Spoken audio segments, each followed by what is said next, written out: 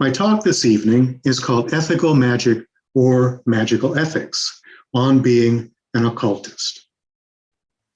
First, we should take a look at what occultism actually is. According to Annie Besant, quoting Madame Blavatsky, occultism is the study of the divine mind in nature. What then is the divine mind? I think of it as the source of our universe, all beings within it, and the evolutionary plan that propels us on a journey back to oneness with this source. And in that definition of occultism as the study of the divine mind in nature, nature is the universe, the beings, and the plan. What then is an occultist? Perhaps obviously one who studies the divine mind in nature. But how can we do this? I think of it in terms of the three objects of the Theosophical Society. So, for example, we can study the divine mind in nature as an expression of universal brotherhood, which is our first object. We can also study it as the divine mind in nature as the goal and synthesis of science, religion, and philosophy, our second object. And we can study it as the correlation of known and unknown laws of nature and their agents with latent and patent human powers, which is our third object.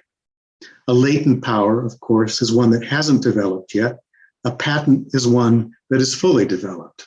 And I'd like to highlight this word agents because one of the aspects of the third object that I think is not enough stressed or understood is that the laws of nature have non-physical beings behind them called nature spirits and devas. Deva is a Sanskrit word meaning shining one, and it refers to gods or what we would call angels in Western culture. But let's look a little more deeply at this third object of the Theosophical Society. The literal wording is to investigate unknown laws of nature and the powers latent in humanity. When I gave my talk to the International Convention last December, the talk entitled Theosophical Resilience in the Mind of a Master, I said, all laws of nature and all latent powers in humanity have their origin and explanation in the one self. The investigation of the one self in all is the true goal of our third object. And my talk this evening is an extension of this set of sentences. So, what is evolution in this context? I like to think of it in terms of Annie Besant's definition in the ancient wisdom. Evolution may be summed up in a phrase. It is latent potentialities becoming active powers. What this means to me is that these potentialities and powers are aspects of the divine mind. Thus, evolution may be thought of as both a journey back to oneness with the divine mind and as the realization within ourselves of the powers of the divine mind. What are those powers of the divine mind? Traditionally, they're talked about as omnipotence, which means all power, omnipresence, which means all presence or being everywhere at once, and omniscience, which means having all knowledge, especially the knowledge of what's going on inside all of the beings of the universe. But let's go a little deeper into these powers. I also like to think of omnipotence as being the source of all powers and laws. And this could be called the transcendent aspect of God, God outside the universe, creating the universe. With omnipresence, I like to think of it as being present for all beings and needs. And that's the immanent aspect of God, God within the universe, God as the being, the force that embraces everything in the universe. And then with omniscience, I think of it as the creating and the moving within and between, in other words, knowing all the systems and parts of the universe, the matter, the planes, and the bodies. And this could be thought of as the imprisoned or matter-bound aspect of God. This idea of the transcendent, the immanent, and the imprisoned aspects of God comes from a wonderful book by I.K. Taimni, a theosophist who wrote a book called Man, God, and the Universe. So now let's bring occultism and theosophy into relationship with one another. We can think of occultism as the study of omnipotence, omnipresence, and omniscience as expressions of the divine mind, evolving toward their realization by gradual assimilation with the divine mind. And by assimilation with, I mean becoming ever more like. Studying God knowledge, which is the literal translation of the word theosophy, with the goal of becoming ever more godlike. That's what I mean by gradual assimilation with the divine mind. In some of our literature, however, we see this phrase, becoming a god, and I consider that phrase misleading and possibly dangerous, because it leads to the idea of power over others and perhaps a kind of selfish pride and arrogance. So becoming ever more godlike, I think, is preferable to saying becoming a god. So now let's move from occultism to the subject of ethics. What is ethics?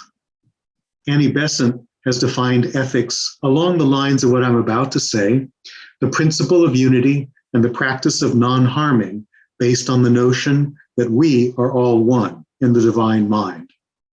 This is a paraphrase of some of the things that she says in a wonderful book called Sanatana Dharma, an advanced textbook of Hindu religion and ethics from 1903. There's quite a wonderful long section on ethics and morality from a Hindu, but also certainly from a theosophical perspective that I highly recommend for those who are interested in the subject. I think of ethics as how we evolve toward the realization of omnipotence, omnipresence, and omniscience by assimilating ourselves to the divine mind. This could be called a specifically theosophical form of ethics.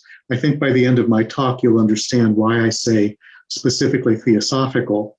But the idea that ethics is our experience of or our aspiring to oneness in the divine mind, that is clearly a theosophical tenet. What is oneness? So in reading that book, Sanatana Dharma, I came up with an idea that I call the ladder of inclusion, which I'll be explaining to you in the next couple of slides. What this means is evolving in tolerance and compassionate understanding through the following stages. We begin as a self. We learn to have a friend. We learn to develop partnership, which could be a business partnership, or it could be a life mate. That's very low, so to speak, on the ladder of inclusion, but it's a beginning because it's a movement away from self. From self and partner, especially life mate, we can move to family, and then we've got a nuclear family, perhaps including a couple and children, and extended families that can include grandparents, aunts and uncles, cousins, and so on. So this tolerance towards family is a step higher on the ladder of inclusion. From there, we move to community, and the things I have listed here are not hierarchical in nature. They're simply suggestions of a number of different possible communities that we can belong to. A local community such as our neighbors, a social community of people who think in a like-minded way and are probably about the same age, an occupational community such as you experience in the workplace, a political community, or a religious and spiritual community. From those communities, we might grow in tolerance and compassionate understanding for what's going on in our city, our state, our region, our nation. These are hierarchically arranged in ever larger realms, you could say, of inclusiveness. And of course, the goal eventually is to become inclusive, tolerant of humanity and the world. And this is an area of a great deal of struggle and a lot of conversation these days, involving race, color, gender and sexuality, body type even, and generation, in other words, the age of people, whether younger people or mature people or older people, ethnicity and culture, language, creed, and caste. Some of those words you'll recognize from our first object of universal brotherhood, but I don't really think those words cover the whole ground of what we are learning in order to achieve the ladder of inclusion at the step of humanity and the world. And from there, as Annie Besant puts it, we move to inhabitants of the physical planet or plane, which include mineral, vegetable, animal, and human kingdoms. In the Theosophical teachings, even minerals, even soils, even gemstones or crystals or rocks all have a certain degree of consciousness and are all involved in an evolutionary progress towards oneness with the source.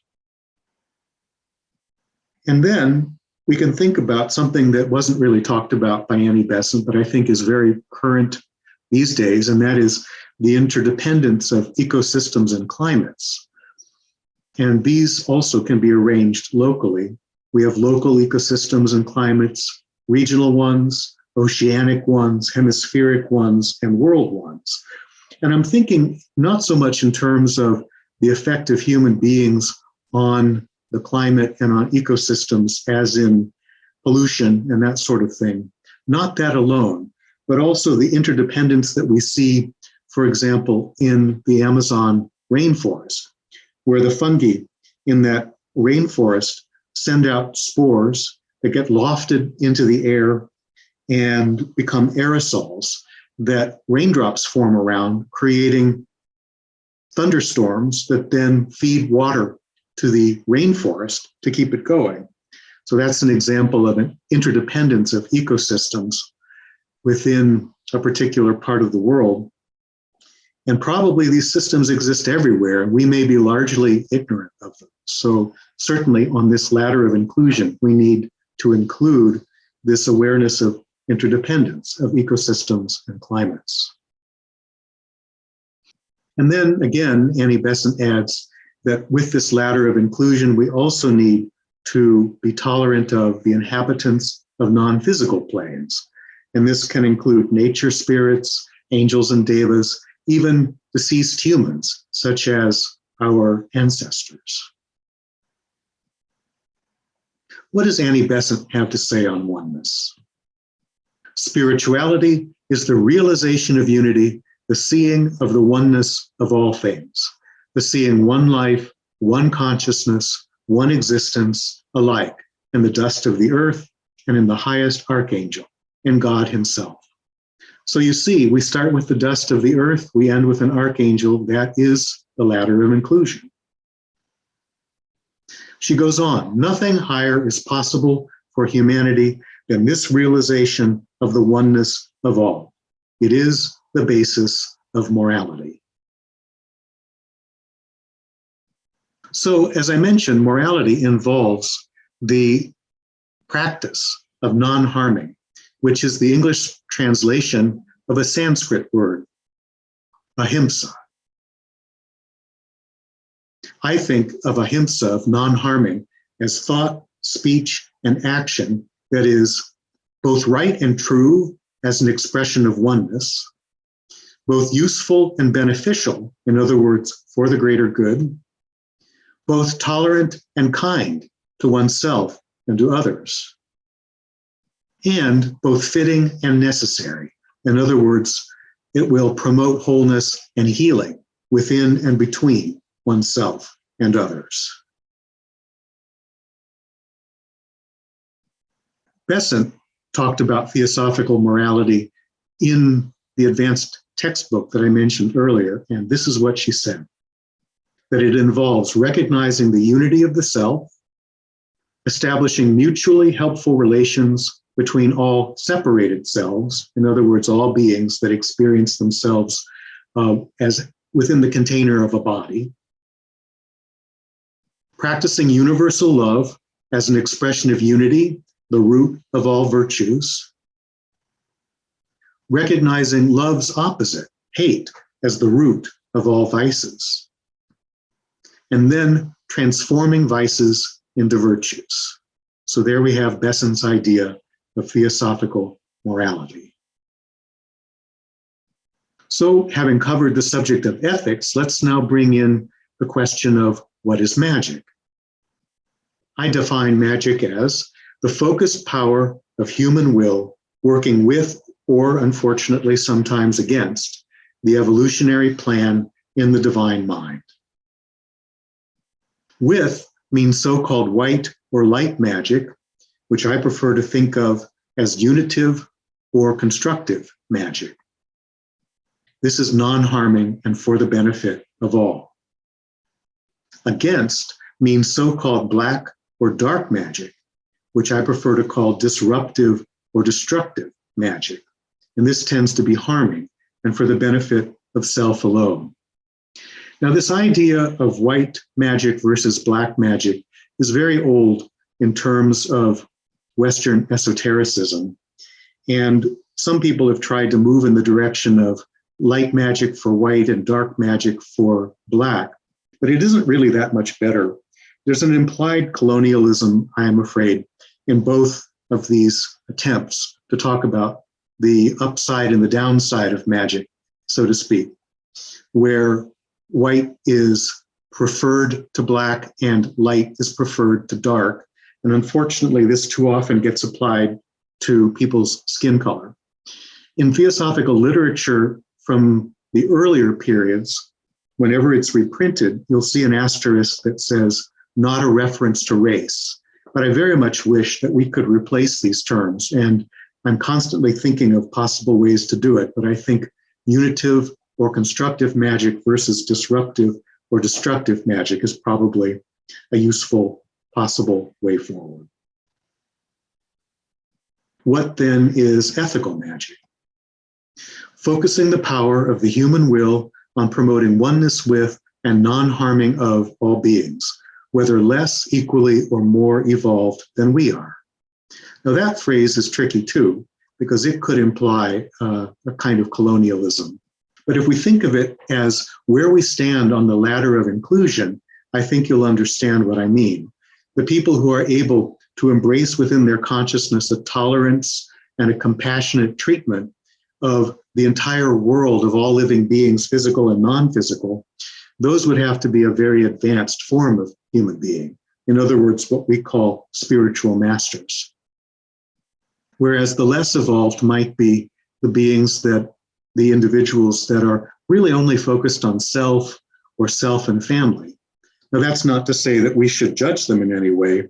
If we're truly to be tolerant at some higher level of the ladder of inclusion, we need to understand that they're learning what they need to learn at a level of development that we've been through too, and that we may have passed beyond. No judgment is implied. If we can help them in any way, certainly we will do that.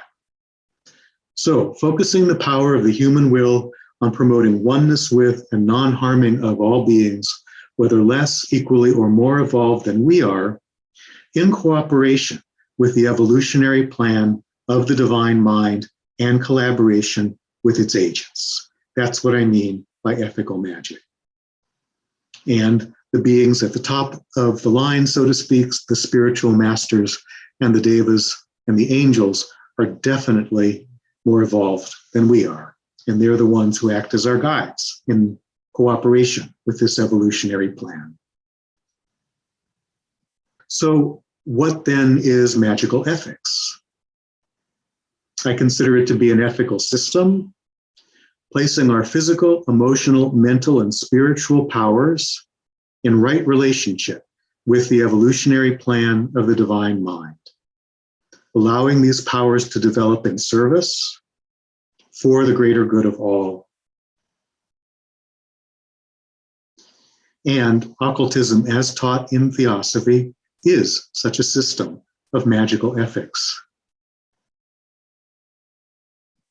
So at this point, I'm going to be talking about some things I've been thinking about and teaching, writing about, and lecturing about that are based on the psychic and spiritual development classes that I've taught for over 20 years. And there will be a direct tie-in with Theosophical teachings coming in some later slides. So whether we're in physical reality or non-physical reality, we have outer senses, we have inner senses, and some of us have a receptivity to what I call inner sense data. And that receptivity tends to take the form of three different, what I call psychic types. Someone more or less specializes in one of these types.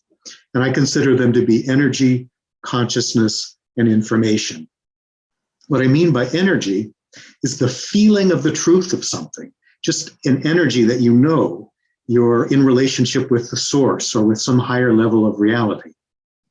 Or with consciousness, the experience of relationship. That's the most important thing.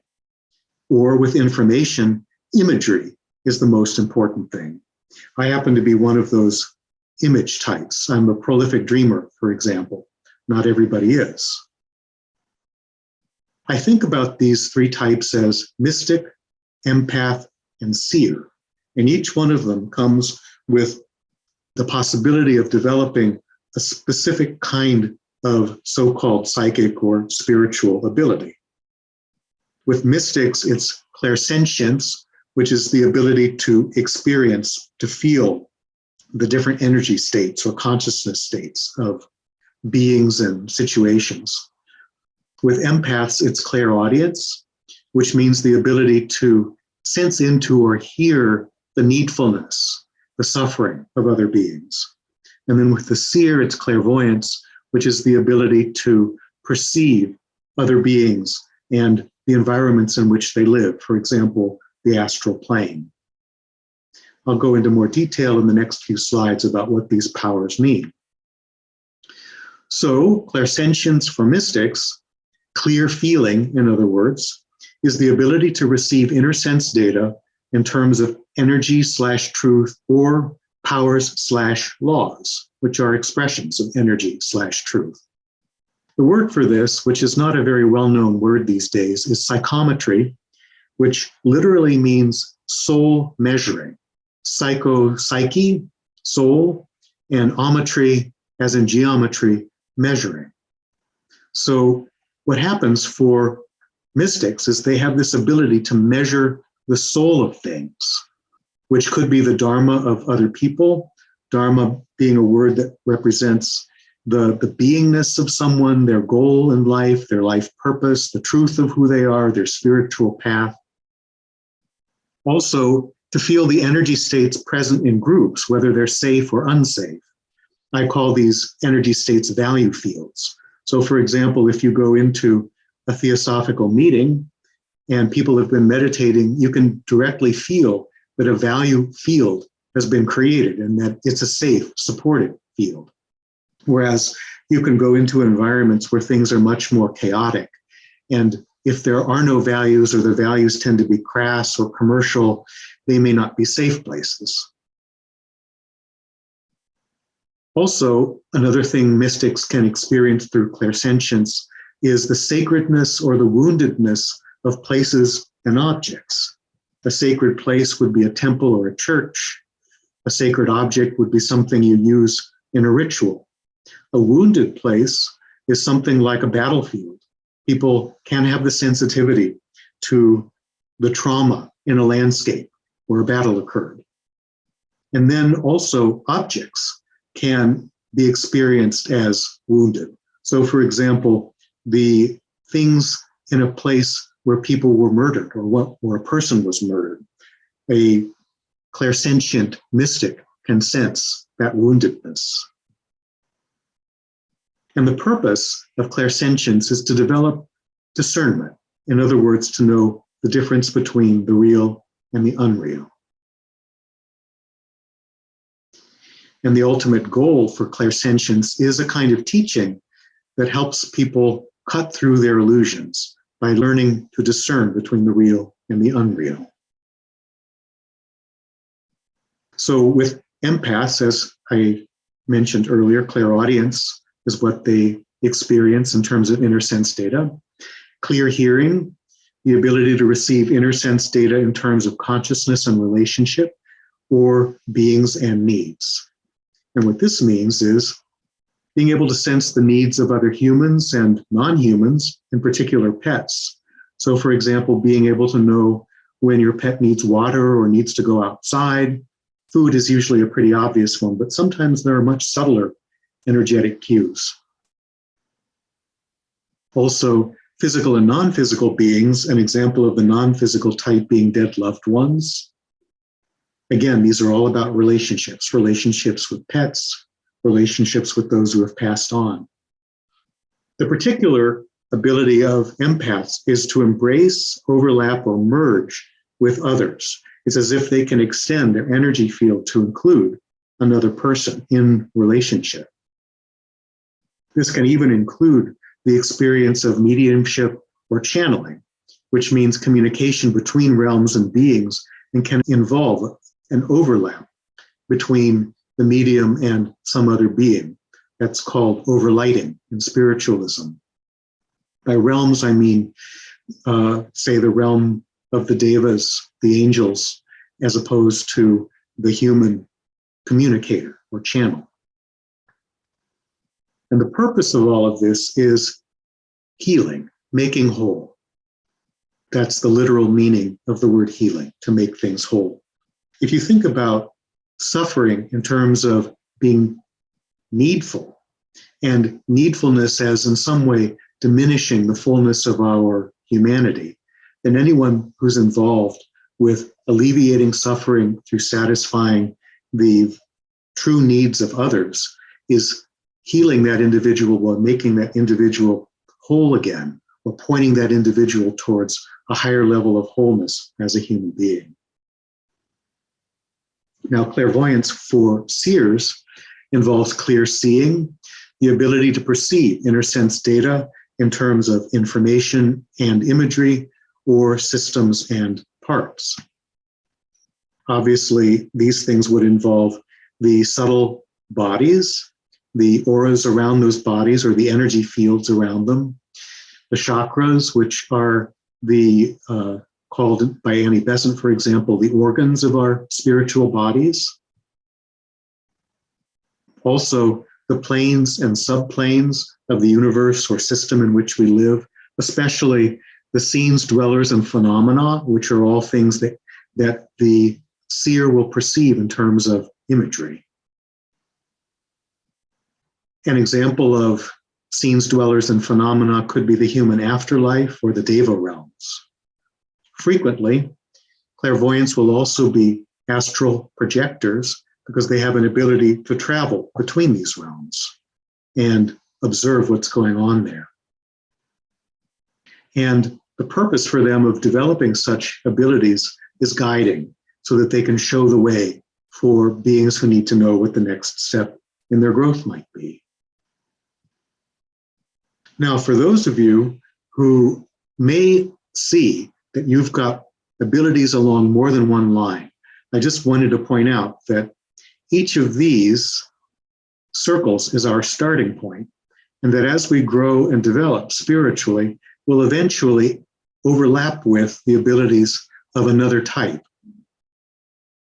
And the ideal is to develop the abilities of all three types. That puts us in the center here. So I would call somebody who's only got one of these types a probably not very reliable psychic or spiritual teacher. Somebody who's got two is going to be more reliable, but the most reliable are going to be the ones in this center spot. Whatever your type, though, that colors how you experience the world. So in a sense, you'll always be an empath or a mystic or a seer with the other abilities added on. Now here comes the opportunity to speak to you about the tie-in with Theosophy. Those of you who have done some study of how the universe developed will recognize the words that I'm showing here on this slide. The divine or the absolute emanates into three different focuses, I'll call them, called first logos, second logos, and third logos. The word logos comes from Neoplatonism, and it refers both to mind, so here we come back to the divine mind, but also to a creative word, an expression or outflow of the divine mind. And this is perhaps why they are called emanations. In Christian religion, the same Trinity is expressed as Father, Son, and Holy Spirit.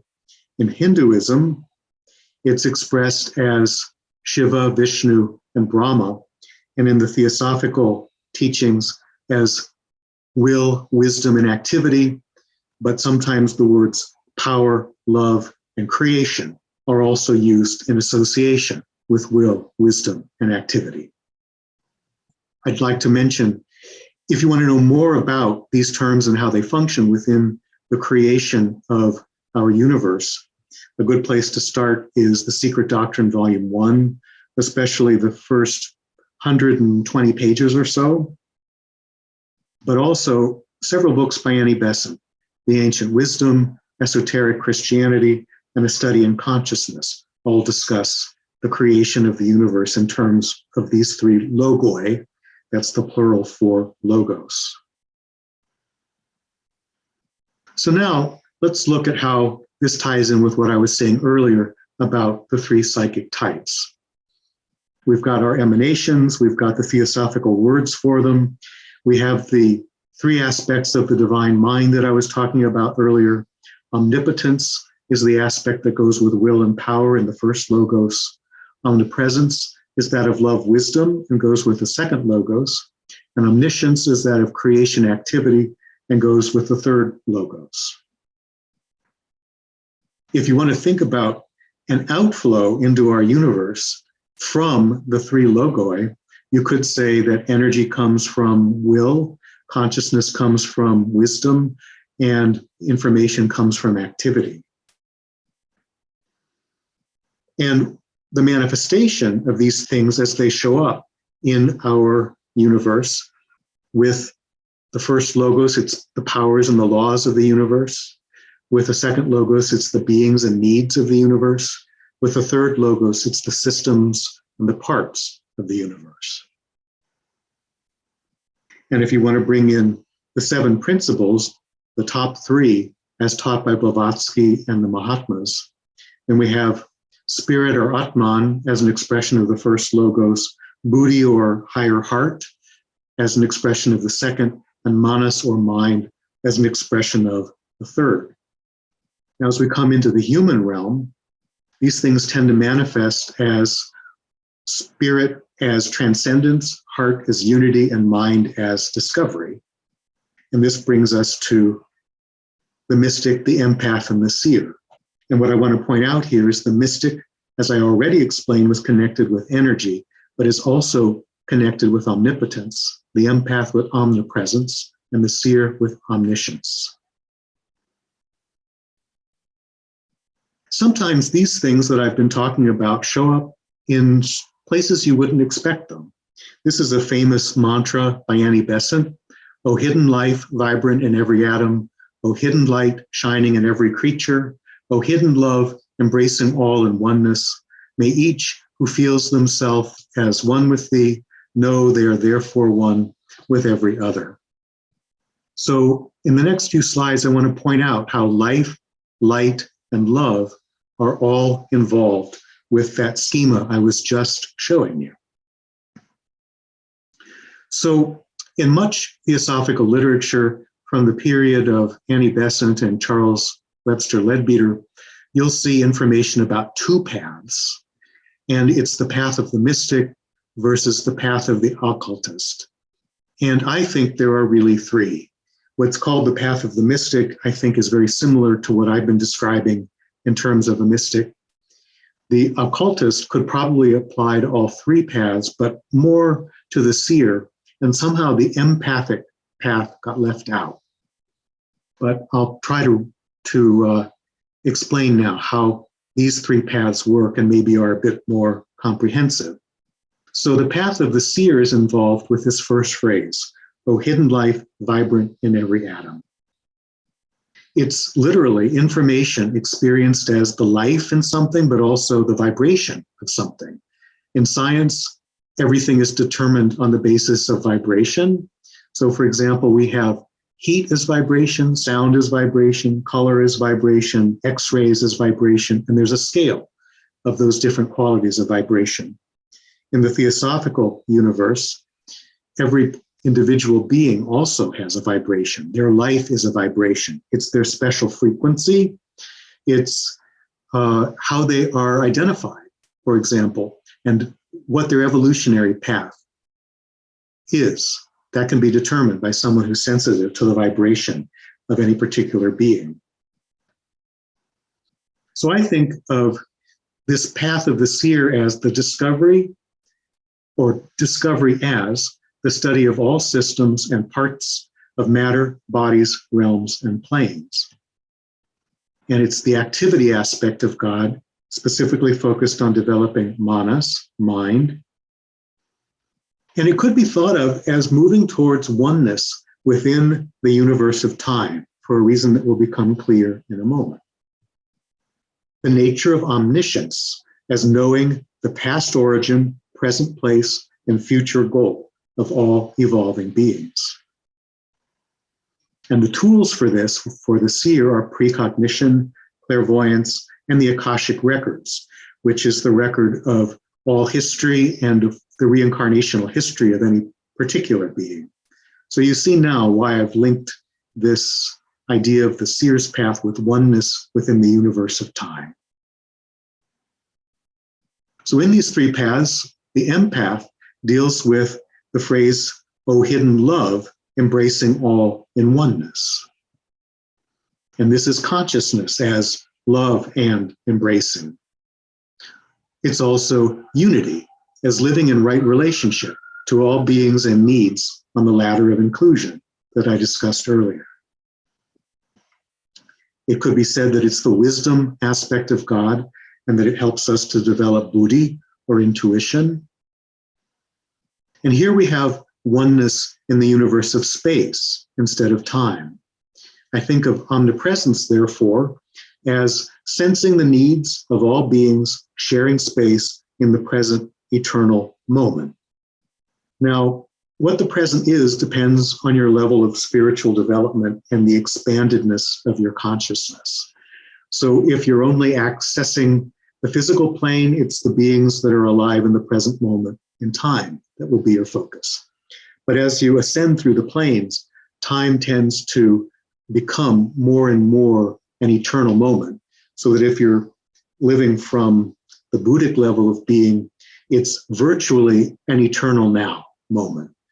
In any case, omnipresence is our ability to sense the needs of all beings sharing space in whatever level we have access to of this eternal moment. And the tools of the empaths are intuitive ethics, along the lines that I was speaking about when I was talking about Annie Besant earlier. Clairaudience, which we've already discussed, is sensing the needs of others. And healing, which is addressing those needs, healing the suffering that those needs may be causing.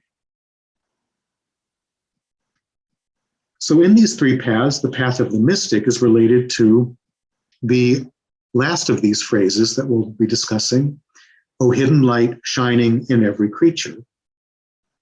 So here, energy is described as light or shining. It could be spoken of as transcendence, the drive to overcome all limitations, powers, and laws to reach that light. So think of the source of all being, the divine mind, as the spring that a river flows from. And now you've got mystics, sort of like salmon, trying to navigate that stream to get up to the place where they can mate and reproduce the home, so to speak, that they originated from. and overcoming all the different limitations that are involved in that journey, the rocks, the dams, and so on. This is the will aspect of God, developing Atman, highest self. And here we have oneness beyond the universe of space and time, because this is the transcendent aspect of God. So I think then of omnipotence as perceiving the Dharma, the truth, the law, not only of the universe, but of beings, and cutting through the illusions of all beings for the purpose of developing and teaching self-mastery, clairsentience, the ability to sense energy states, and discernment that comes from telling the difference between the real and the unreal energy states. And then the goal of the seer is to become a soul guide. So now I'm going to talk about the end result of aspiring to be like the divine mind in terms of omniscience, omnipresence, and omnipotence. So the goal of the seer is to become a soul guide by discovering the true functions of all systems and parts in order to lead each unit of existence into, through, and beyond the next body and realm of its evolutionary journey back to oneness with Source. And the goal of the empath is to become what could be called a soul doctor by experiencing unity within ever larger collectives of beings and needs in order to heal each unit of existence of the wounds of separation sustained on its evolutionary journey back to oneness with Source. The original wound, of course, is our being in a sense cast out of the Source with the task of evolving back to oneness with it. But in our interactions with other beings, there's usually a lot of fear and friction involved with separateness. And so these things are what the soul doctor heals. And what I mean by ever larger collectives are the steps on the ladder of inclusiveness. The goal of the mystic is to become a soul teacher by transcending the illusory limitations of all powers and laws in order to show each unit of existence the distinction between real and unreal on its evolutionary journey back to oneness with Source. So how is this done? Let's bring together the ideas of ethical magic and magical ethics.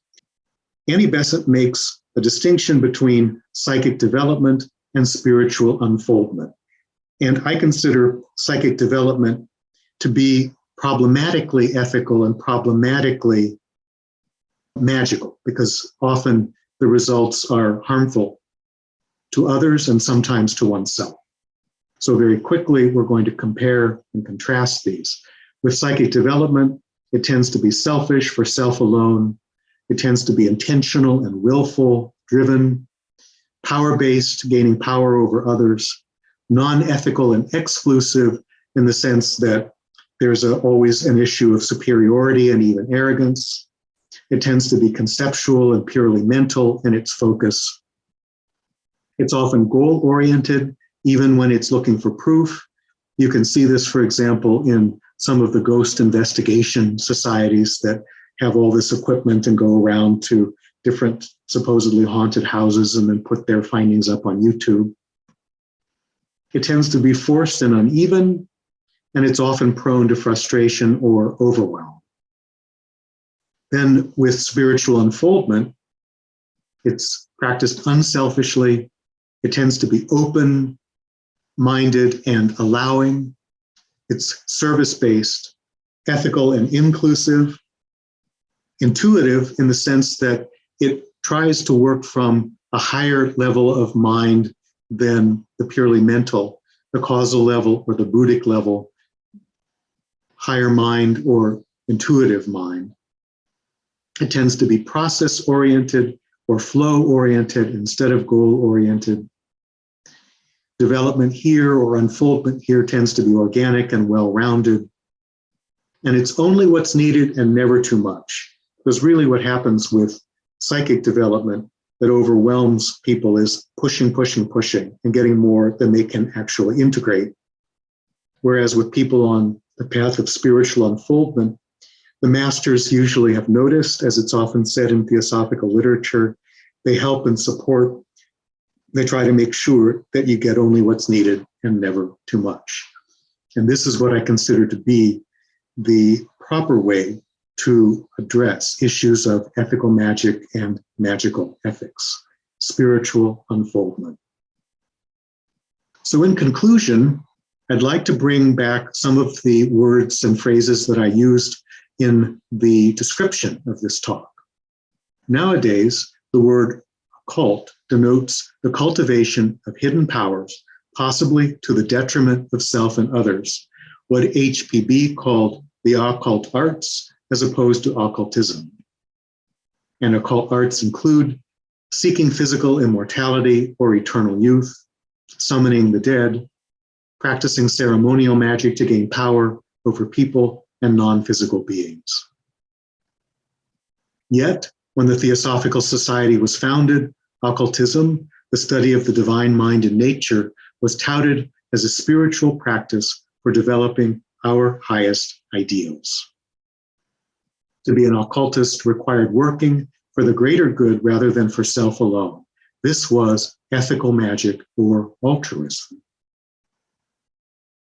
The theosophical approach to occultism developed a system of magical ethics to support such altruistic practice, showing us how to place ourselves in right relationship with our hidden powers and those of the universe.